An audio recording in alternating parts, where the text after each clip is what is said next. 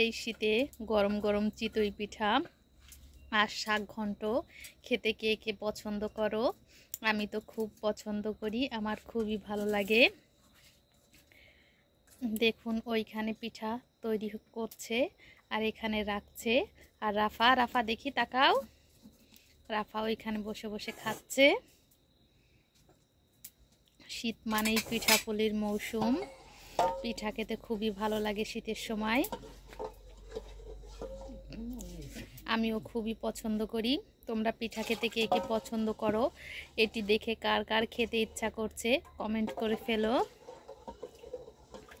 রাফা, মজা হয়েছে তো? তাই, আচ্ছা তুমি খাও।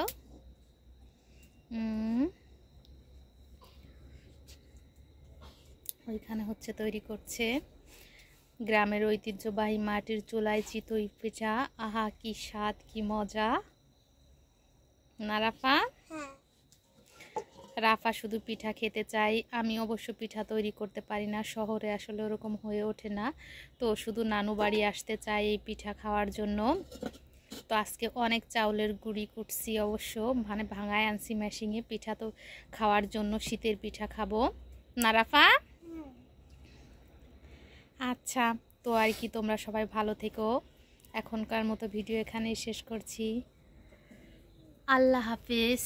কাছ থেকে একবার একটু পিঠাটা দেখাচ্ছি, মাশাআল্লাহ অনেক সুন্দর হয়েছে।